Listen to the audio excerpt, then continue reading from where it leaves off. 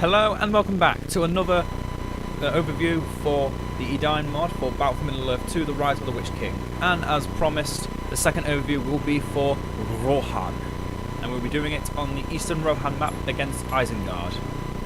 So, as is loading up, Rohan is known as one of the most aggressive nations with very easy access to early tier units from their farms, or I believe they're called farmsteads now. Where they can get the peasants, which are also right here. And it's militia of Rohan, peasants of little combat experience and poor weaponry, but still fight fiercely. They gain 30% armor when near farms or flour mills and can be drafted to improve their effectiveness in combat. Once they reach level 2 through combat experience or from a banner carrier, they automatically receive the draft bonus, unlocking combat formations, and can be equipped with forged blades and heavy armor. So basically they're a little weaker than the soldiers of Gondor to begin with, but as they start to get more experience in combat, they slowly grow stronger. So looking here, originally it was just the Gondor, the Rohan farms, but now we have things like flour mills and stud farms. Inside of the Rohan forest, I'm going to start by building 3 stud farms and building farms outside of the fortress. Going to also get the Scout Hero Meliadoc Blandybook.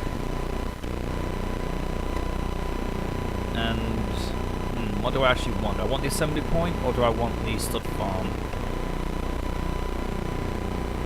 Now we'll get the farm here so I can start getting some more units. So unlike Pippin, Merry is eagerness of the full allows him to move fast instead of showing off more vision, and then his Squire of Rohan, same as Pippin's, can't remember what it's called now, Captain Still Guard I think, makes him send to level 5, and then Dagger of the Noldor. So all around a very good hero. And then the rest of the heroes we have Theoden, Gamling, Eowyn, Hammer, Theodred, and Eomer. And you may think all these heroes are extremely cheap, especially Theoden, who you'd think would be a lot stronger. Well, we'll get into that once we get into it. First, let's view us over here. Close the gates so no one can show up. So those wargs are going to be a bit difficult to deal with. Once we have the money for it, we're going to get to recruit Theoden. And you'll notice there's something very different about him than what you'd normally see from Theoden. And we'll quickly show it now in the powers. So, unlike most tier 1 powers, draft costs 2, just because obviously draft at tier 1 for Rohan would be immensely powerful. So they just decided to give it an extra power instead of sending it down to tier 2. Then you can see here, Glorious King. Theoden is released from the Leechcraft of Grima and recalls his past glory days. Regaining his strength and courage, the King of Rohan will ride into battle once more and gain a new roster of abilities. That will make more sense once we view what Theoden looks like currently. But obviously this is at the time of the Third Age. So it would make sense that for a time Theoden was still being corrupted by Grima.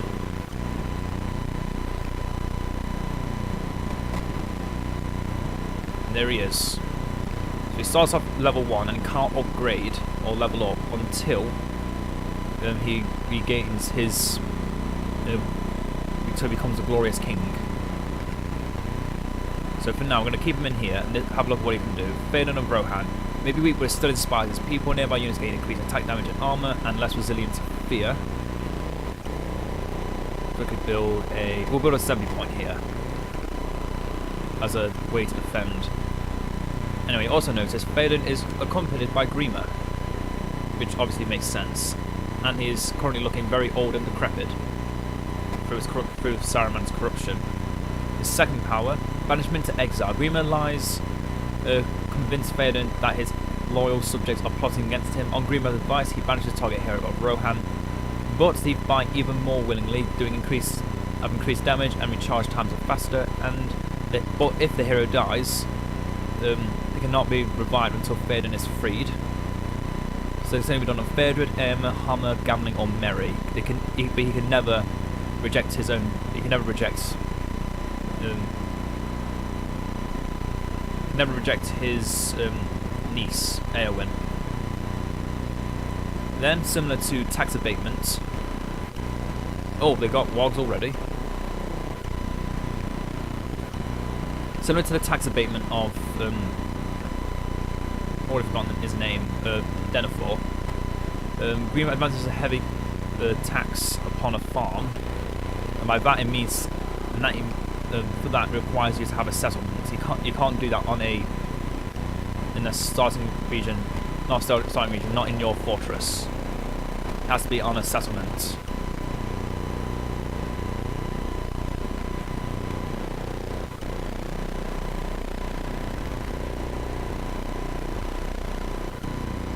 So we've got the postern gates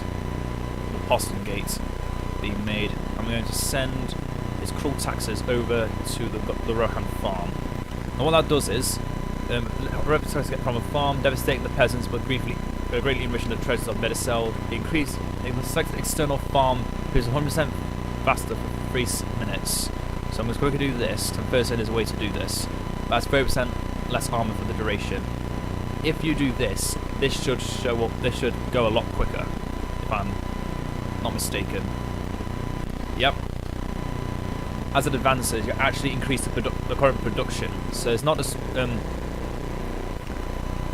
unlike Denethor, where it's just you use the ability, it gives you instants.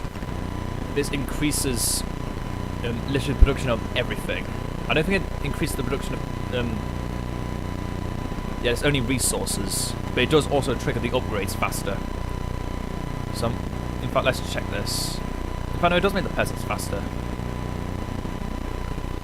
Then finally, 2 more power. Traitors of Rohan listens to Grima's false advice and replaces loyal servants with traitors, or Grima's minions. All peasants in the target area become traitors who are more powerful but cannot be upgraded or gain experience, but they will desert from the battlefield after a while.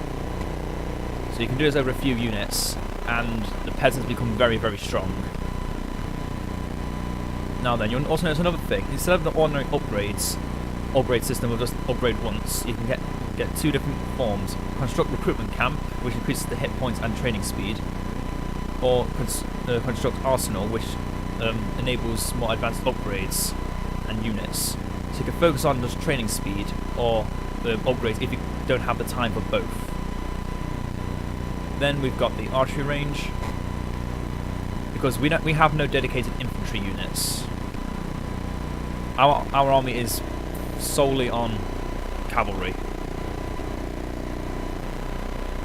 So once they become traitors, I'm going to send them out to fight and pillage.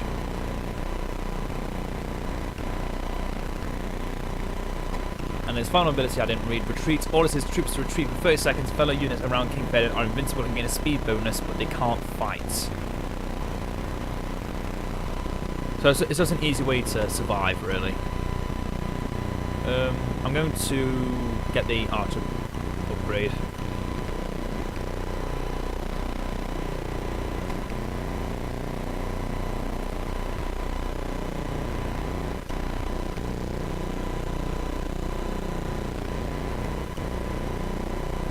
Keep sending those traitors to do whatever they can before they disappear.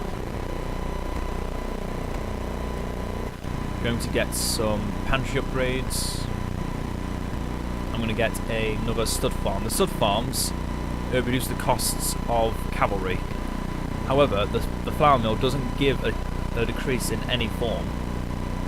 Obviously, there's also the heroic statue that increases the cost of heroes, which I did forget to mention in my Gondor video. All heroic statues of any faction reduces the cost of heroes. Send those traitors out to the Isengard fortress, just try and slow down the faction a bit. Because if you leave Isengard alone for long enough, they just become extremely powerful with a massive economy. So set up back over here, and we want to try and get that outpost so we can get the, I can't remember what it's called. I think it's rallying camp or the exile camp. And then it upgrades to be even further. Also get the armory while we can, and start getting some yeoman archers. Oh, they've already got their elite Urukai. This could be a problem.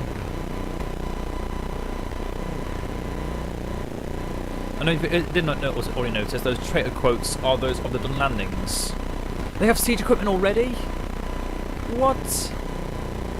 I may be in deep trouble. I may be in big trouble if that siege equipment actually comes close to my base, because I have no units able to protect them yet. But luckily we have some cheap cavalry, so we're going to start getting them. The Rohirrim. There's also the Axemen of the Eastfold, but they're better against structures and heavy infantry. And right now we just need a strike infantry unit.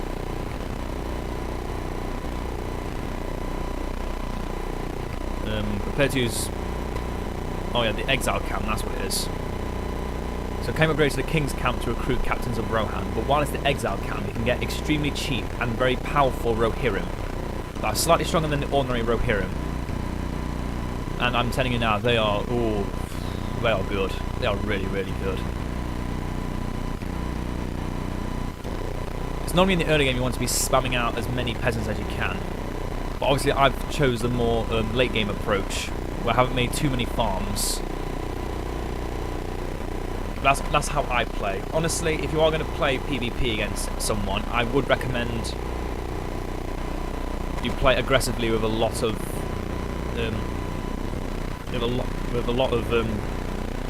cheap peasants, and start building up stud farms so you can recruit more. Exile camp doesn't take long to make. I'm fairly certain in the past you can actually make AMF from here. When it becomes the King's camp, though, I think you still make AMF from here, but I think you can recruit other heroes too.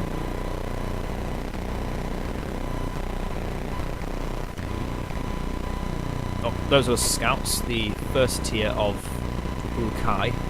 Not really much of a threat against that elite archer. So yeah, we've got the exiles, the same cost as the Rohirrim, they'll recruit a lot faster. We can only have 3 of them at the same time. They have grey cloaks, and I think they've got slightly more health. 410. No, they have. Okay, they have the exact same stats of that of the Rohirrim, but are made a lot faster, and come from a different building. You can also make a scout.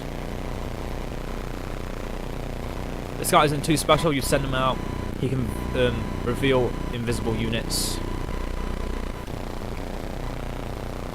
So now I'm going to show off the more aggressive side of Rohan in the form of its cavalry, where I still have a small army of peasants and yeomen to deal with anything that comes I can't deal with cavalry. And when I can, I'm going to upgrade. First get the banner carriers, because that means I can upgrade my peasants. Upgrade this first, and while it's upgrading, oh yeah, another thing you should probably try and focus on is I believe there's a specific hero that's okay, so yeah, this is what I feared. Just bring up an entire army straight from my fortress with siege equipment.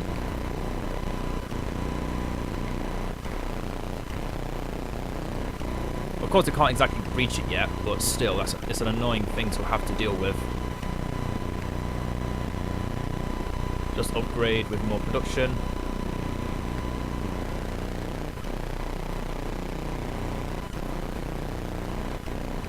Deal with that ballista.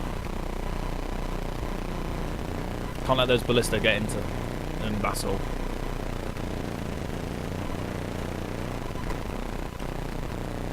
Okay, we've dealt with them. Now, while they're distracted and haven't got their pikemen protecting their infantry,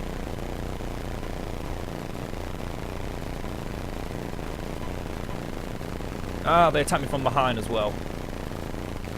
Dagger on the Noldor. Merry, fly! That's not flying, that's running and dying. Fly! There you go.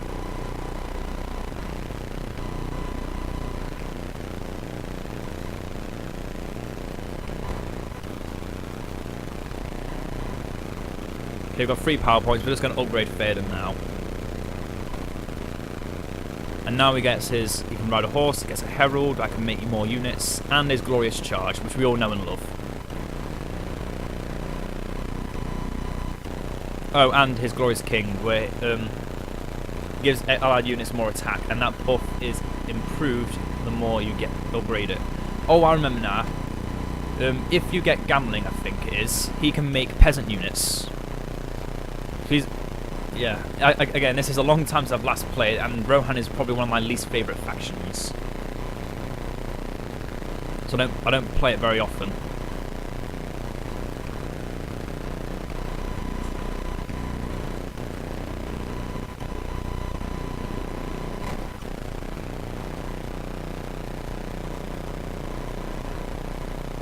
Now, Theoden is the more defensive of the Rohan heroes and can create guard posts, which do this. You can equip units into them, but you can also, in the future, upgrade them with the Garrison of Medicel, and then Defense of the Brinemark, which gives them even more units, and that's to all of your towers. So he's very focused around one ability,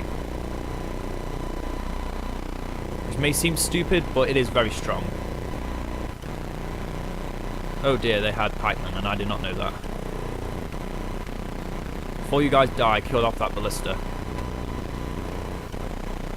Yeah, I was not prepared. Again, I have to stress this. I'm fighting against an easy AI, and I am losing. I'm losing quite badly right now.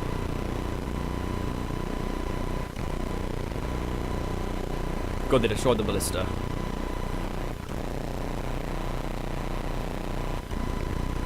The way to get our elite infantry, well, decent infantry, is to take the exile camp and upgrade it to the king's camp. But instead of making exiles, they can make captains, and those captains can become either an infantry unit, or sword and board, spear, or cavalry unit, and they each have different powers. I believe they also belong to one of the 3 different Rohan generals that aren't here, but I think is not Hammer, Grimbold, Erkenbrand, and someone else I can never remember the name of.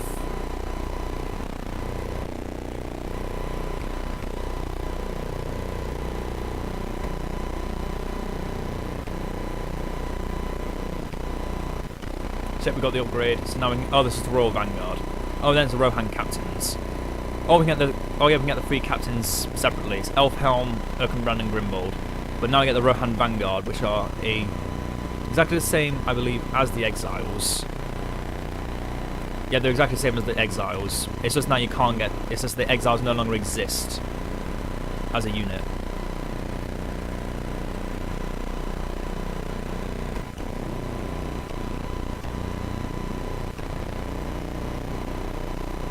One thing I could do is also give my heroes mounts, which I probably should be doing. Ugh, it's so hard to try and micromanage all this.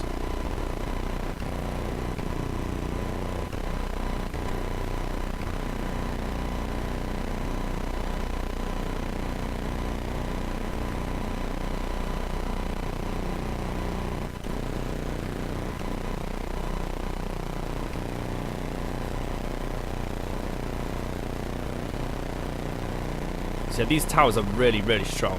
But obviously, because of how strong they do have a long cooldown. Which is why, if you keep Theoden corrupted, while you can make your other heroes, you can upgrade them all to make them stronger. So looking at the Rohan captain, as I said, soldiers, wardens, or knights of Medicel. I'm going to get the soldiers because we need decent infantry to deal with Isenguards, pikemen. We're now going to also get Grimbold. Now these 3 you can only get one of, but they are exactly the same as that of the Rohan captains. You can choose one of 3 options, and they have special powers like these do. So they increase the bonus against pikemen, and replenish over time because of the Rohan captain.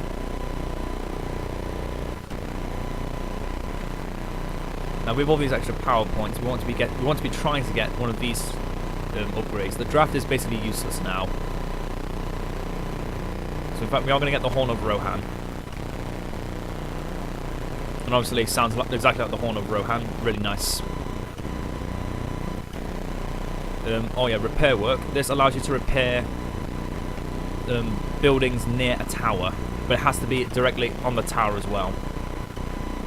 And obviously, it's just a massive defensive bonus, and is the main reason I like playing with Rohan, just so I can make that building. So as you see, Grimbold acts like a hero to start with, but I'm going to have him as one of the soldiers of Medicel as well. And then another Rohan captain, also soldiers of Medicel. So overall, they cost 500 plus their original cost, so it's normally like 1,000 or 800, or Erkenbrand 1,300. Get another stud farm. It's always recommended to try and split off your cavalry from the rest of your army if you're fighting a faction that is known for notorious pikemen. Just so you don't accidentally send them in and die. That's the last thing you want to be doing, is losing your elites. And for you, your cavalry is always your elites. Once you've got Rohan, once you've got the enemy under wraps and we've actually got them trapped in their fortress, I'll hopefully be able to show off some more stuff, but right now I'm really struggling to keep everything from going out of hand. Though I am getting there. You can still make the scout from the camp, and again, that's just your one way of finding Gollum. I'm talking about Gollum, the ring hero. The ring hero is Theoden, but you may be thinking, because Theoden has two different forms, will he have two different versions of his ring hero form? And the answer to that is yes. In fact, I'll have Theoden answer that for you. Oh, just so you know what I meant. He has a quote that says the answer to your question is yes. But he didn't say it, so.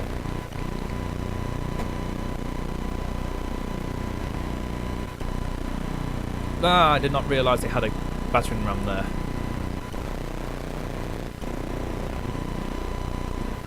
Random battering ram. Slowly destroy my base. Didn't realise it. I'm going to get Erkenbrand and Elfhelm next. Each of them are quite expensive as well in the command point business. But that's expected. Oh, we found Gollum.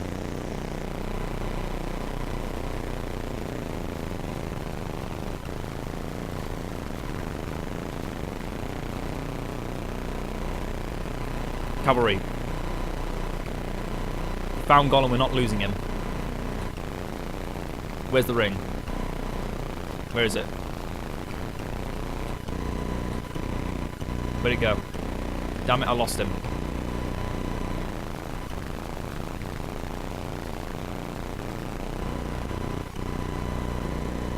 Oh, my towers. My only form of defense. I'm going to make Erkenbrand and Knight units. But his ability, the Knights of Medicel, Erkenbrand calls additional Knights of Medicel to his aid. And that's the same with any of his powers. He will create more of the units that he was chosen to have. As we build this.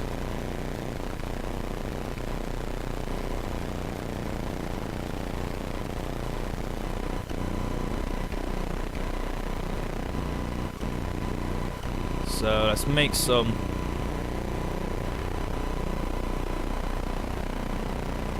more of them and send them in to attack.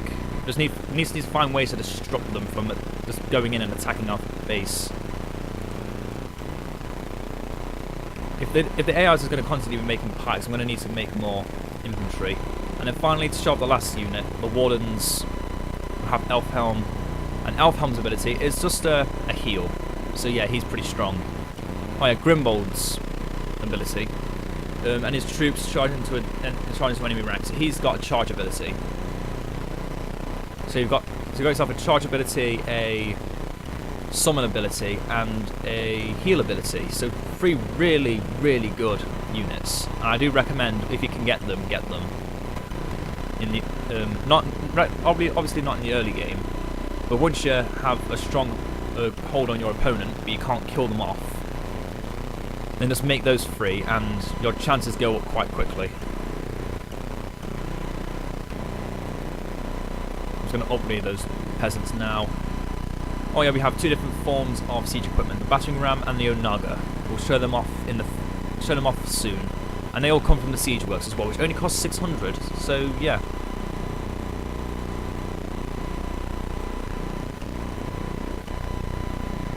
Probably give you a garrison.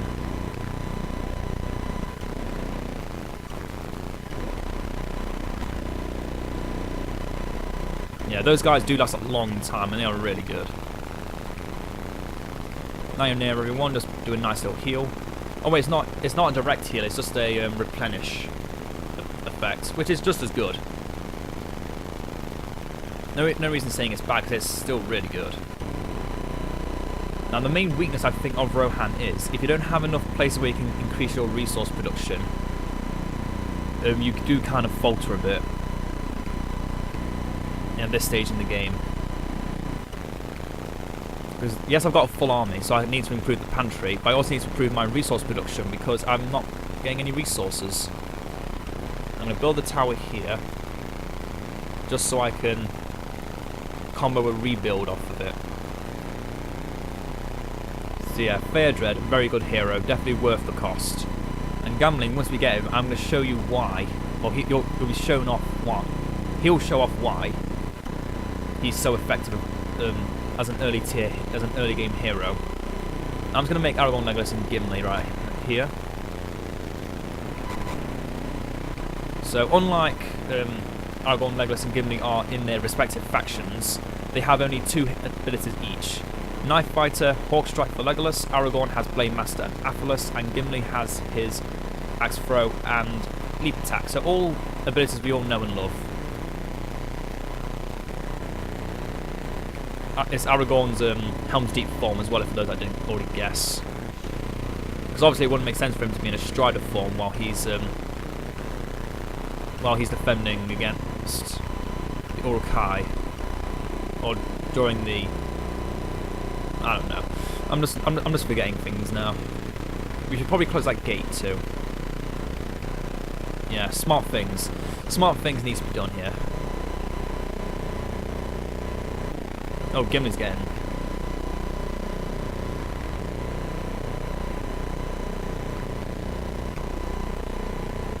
Oh, Gimli got focused down and died. No.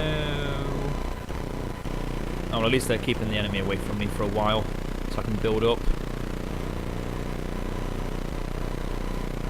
The pantry will be nice, but right now I need to focus on.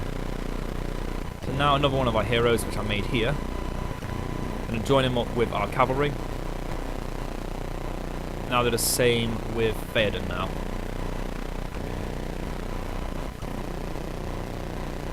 As he now has his new powers talked about very quickly, the Herald of King.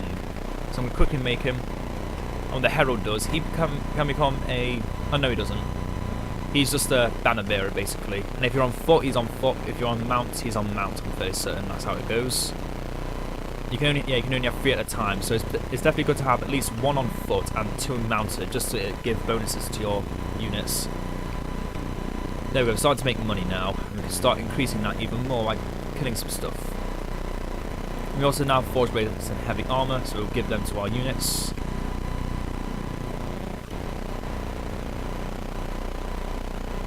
Then another stuff farm.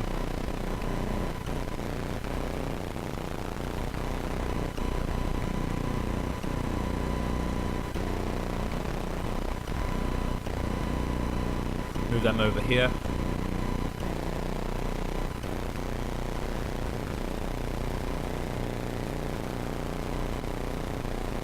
Some more Rohirrim.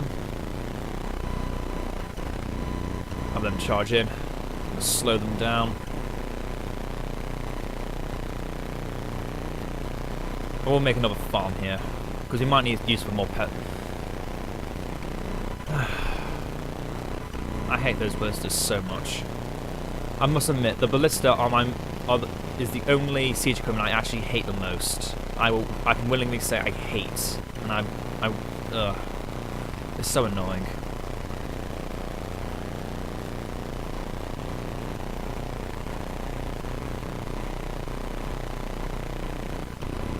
Oh. Oh, wait, oh, Erkenbrand died? What? No, he's right there.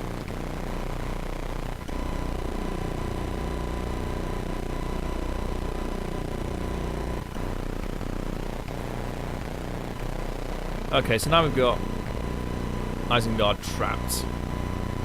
And start increasing the pantry and start getting these upgrades. Again, if I was more talented in this game, I'd be able to do a bit better at this. But you win some, you lose some. Just gotta learn from experience, trial and error, etc., etc.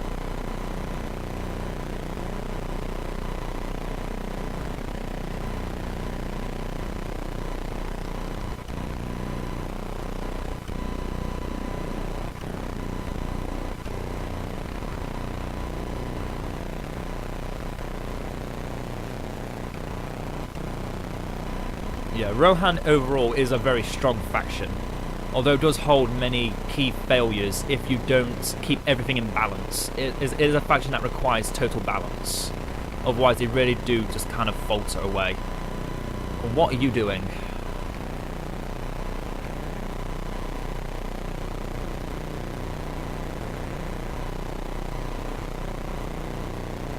It's because they do stuff after they're already dead. Do Grimwald's charge, I guess. Oh, it's an activate ability, okay. That's good to know. So it's an activated ability that makes him move. Oh, it's just faster and more armor, okay. Get another assembly point here so we can start healing. Get another farm.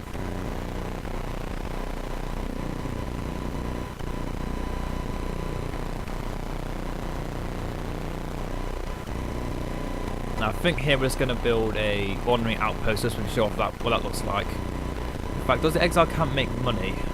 I don't think it does. I wish it does. That'd be pretty good.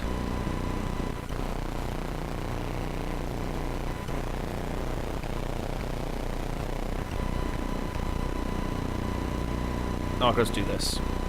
And then equip it with some garrison troops.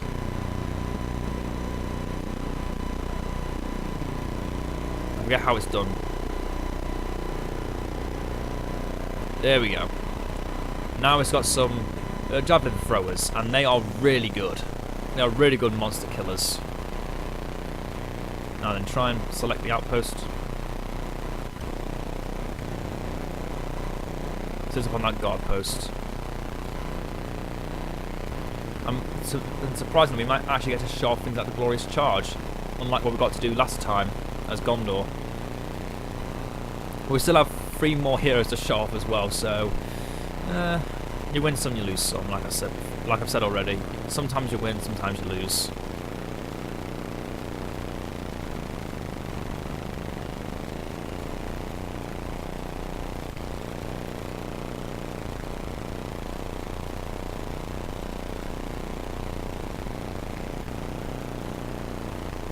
Let's charge through them. I keep forgetting we're cavalry. If we just charge, we kill. Probably remember that more. I get some pantry upgrades as well.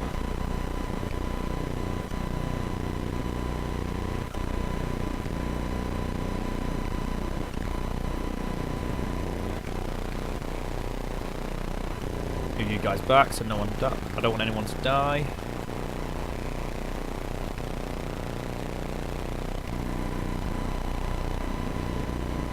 We need to show off the rest of the heroes at least.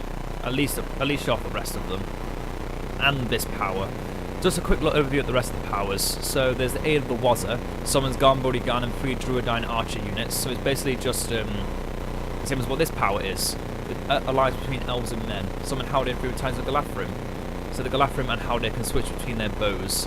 And the Wazza are more focused on like doing poison arrows because they're wildmen. Yeah, that makes sense. And then there's the last march of the Ents. You get a few Ents for a while. They're really good siege engines as well. For the next power, once we hit our 10th point, I'll show them off.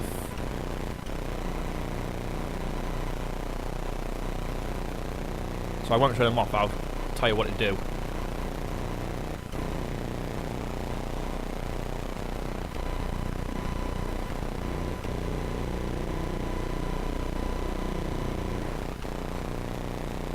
Another 70 points, so we can heal. More pantries, there we go. and we can now show off the military camp. So remember how when they all assembled at Dawn Harrow prepared to attack? Well, imagine that on steroids. You can get the sergeant's tent, the weapons store, and the armory, and if you enable support, every now and again you will get units from this tent. And if you get all these upgrades, they'll start with banner bearers, they'll start with better equipment, and they'll start with better armor. Yeah, so thereby sergeants that yeah, they just basically makes them tier level 2, gives them banners, and also, come on, we can select things.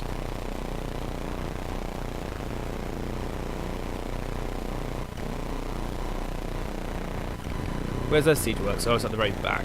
Of course it is.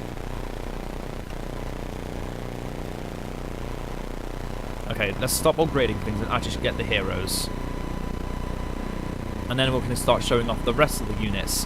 Because although we've been mainly showing off the Rohirrim and the units from the exile camp, which is normally what you want to be doing, in the late game there are some other units you can choose from, like the mounted archers, the only I'm just going to say the mounted archers, because it's not the only one you can get. I actually managed to keep a unit of exiles alive for this long. So here is Gamling, and like I said, there's such thing as mounted archers. He is the only mounted archer hero. Then there's Eowyn with her ability to go Durnhelm, similar to that as she did when Rohan answers.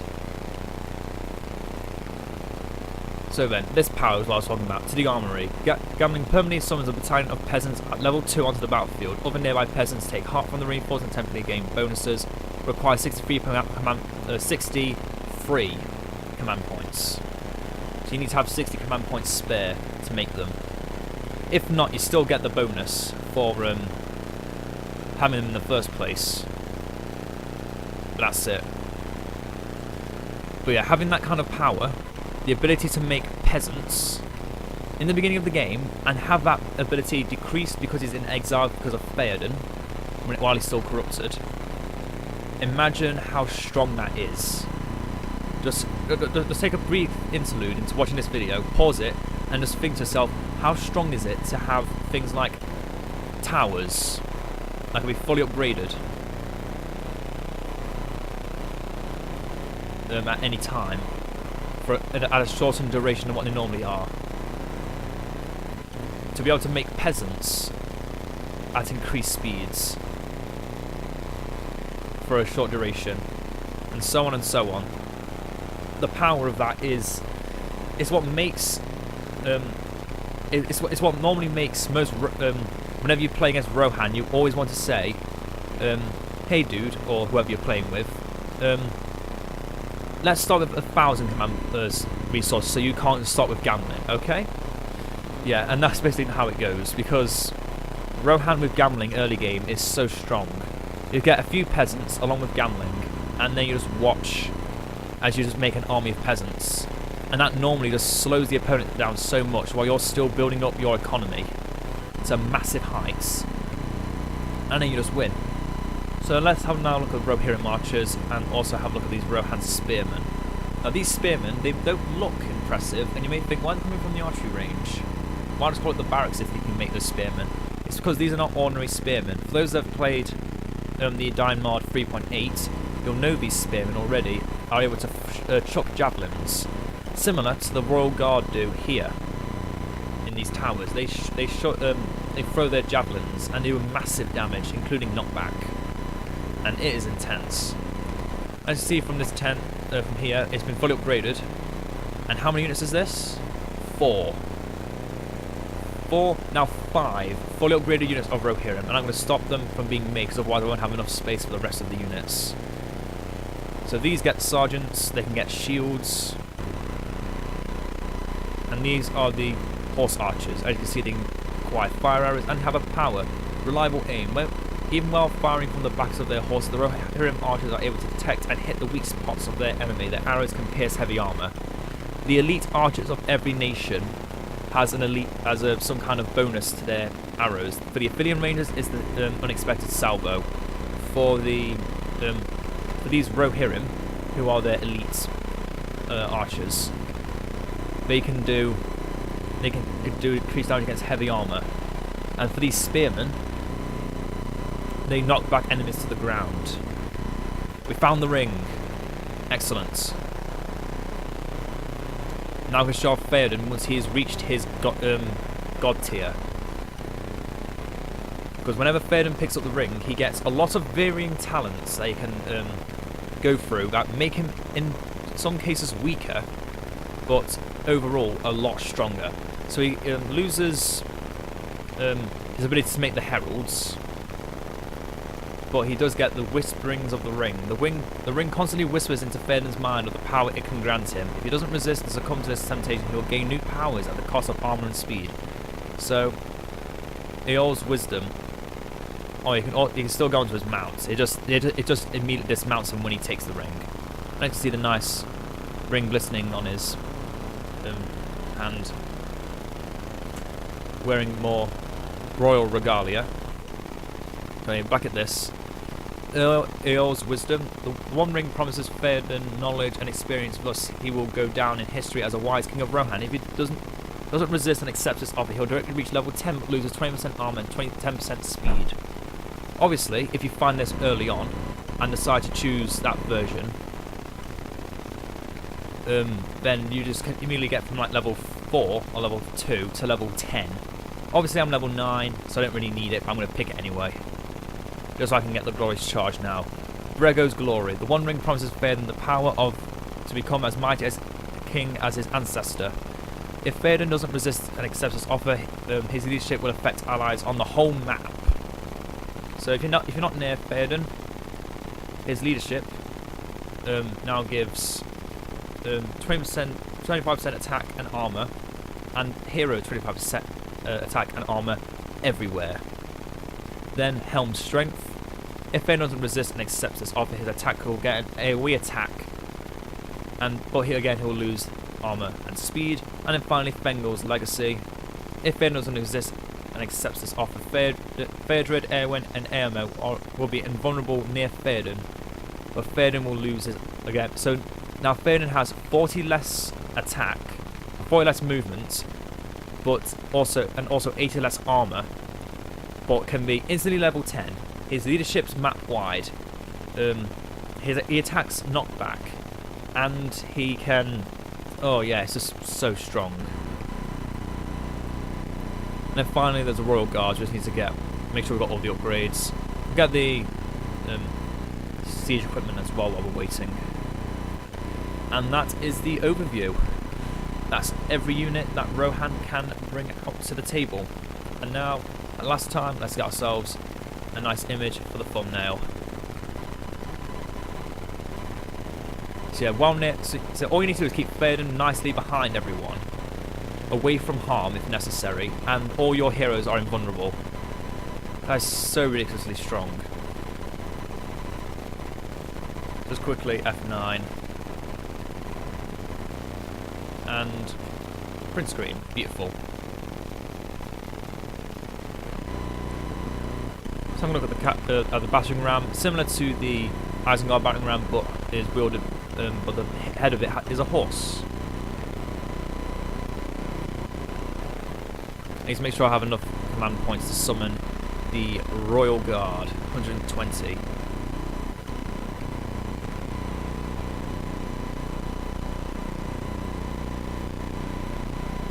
How dare you attack me unawares?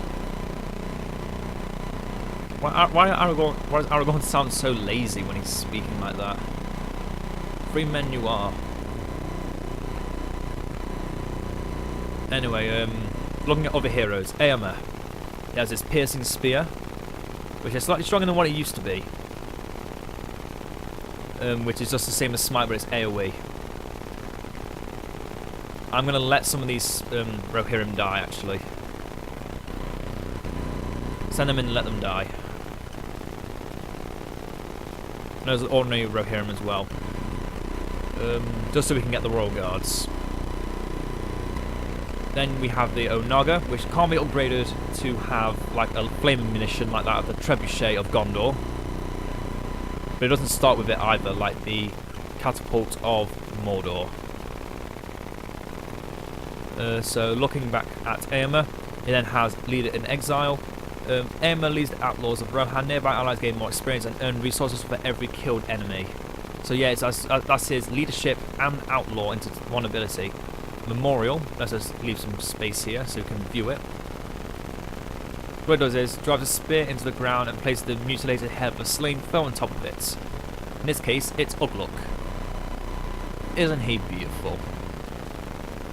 And this demoralizes enemy foes. Enemy foes demoralizes foes because of their armor, and this will reveal hidden units as well. And then finally, his ride of the exiled, Eomer and his men ride to help Theoden when he calls for aid. A line of Rohirrim will charge enemies, and so it's basically like having a flood, but not as strong. Then Hammer to the armory. His forceful burning shot while he's on the ground. I think that's like it's basically just the Horn of Rohan instead of being named Horn of Gondor. So now we can make our Royal Guard. Just get them out again. Royal Guard is our heroic unit, so we can only make 3 of them. And yeah, this is the this wasn't on Rohan because Gondor, because Gondor doesn't have very much uniqueness in its playing style compared to that of when it's just you're normally playing them in BFME 2. You just upgrade the buildings. Ring Hero obviously is unique, but that's just a thing that every one has. But looking back at it, as it says, archery ranges and stables can choose between recruits camp and arsenal. Each will increase the hit points of the building and grant either stronger units or upgraded faster training speeds. Obviously you can get both, but again, as I said in the beginning, you can choose which one you want in the beginning. So the Royal Guards. Dauntless Advance. For 30 seconds, the Royal Guards gain increased armor and inflicts more damage against pikemen. For Death and Glory and Dauntless Advance can't be activated at the same time. So that's one of their other abilities. For Death and Glory, for 30 seconds, the Royal Guard slows 75% less when trampling and move faster, but has less armor. So if you're charging pikemen, don't use this. This is when you're against pikemen.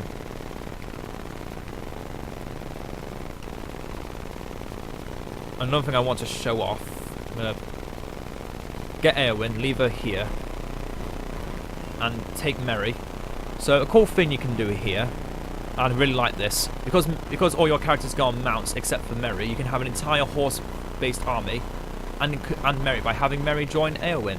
Or I think it could be Eowyn, Hammer, or Theoden. It can't be Eomer, Theoden, or Gamling. Though those are the only 3 I believe you can't mount on top of, or mount with. Which is a fun way to keep Merry involved a bit more. So I think with that is everything. Oh wait, no. Reinforcements, Gamling organised and the muster of Rohan's army. Every unit on the map regains a fallen unit. So it's Elfhelm's power, just made to hit everywhere. And then his final power, Rapid Deployment Order. On behalf of Theoden, Gamling gives a rapid deployment order to the peasants and farmhands of Rohan, causing them to train much faster. So it's like Theoden's power. No, it's like Denethor's power, where you can increase the recruitment of the units, except these are just ordinary peasants, so they have all the peasant upgrades as normal. Now then, before the end, we need to hear his quote one more time, at least once.